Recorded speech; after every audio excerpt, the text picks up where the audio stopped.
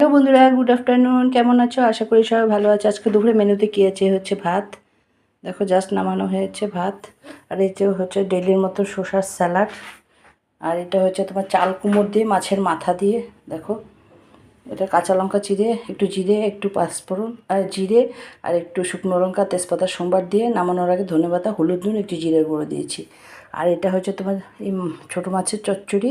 এটা কাঁচা লঙ্কার পেঁয়াজ বাটা একটু কাঁচা তেল দিয়ে হলুদ নুন একটু লঙ্কার গুঁড়ো দিয়ে মেখে ভালো মতন তারপর কড়াইতে তেল দিয়ে পাঁচফোড়নের সোমবার দিয়ে তারপরে বসিয়ে দিয়েছি। যখন হয়ে এসছে কষিয়ে গেছে তারপর একটু সামান্য জল দিয়েছি, নামানোর আগে ধনেপাতা দিয়ে নামিয়ে নিয়েছি। আর এটা হচ্ছে মেন আজকাল অ্যাট্রাকশন। এটা হচ্ছে চিতল মাছের পেটি। দেখো পেটিগুলো বেশ বড় বড়, আলু দিয়ে করেছি। ভিতরে আলুগুলো নিচে পড়ে গেছে, দেখানোর চেষ্টা করছি। এই দেখো,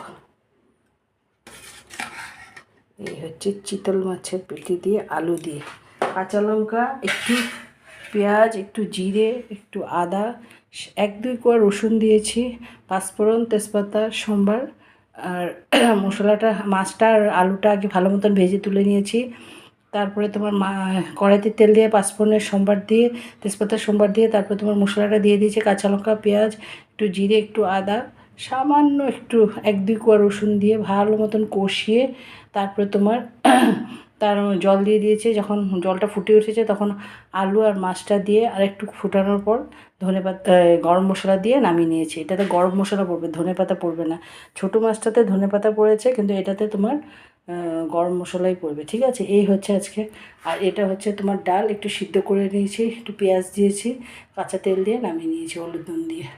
এই হচ্ছে আজকে দুপুরে মেনু। আমার এই ছোট্ট ভিডিওটা যদি তোমাদের ভালো লেগে থাকে প্লিজ আমার চ্যানেলটাকে একটু ফলো করো, একটা লাইক দিয়ে একটু কমেন্ট করো। যারা ইউটিউব থেকে দেখছো আমার চ্যানেলটাকে একটু সাবস্ক্রাইব দিও, ঠিক আছে? টাটা।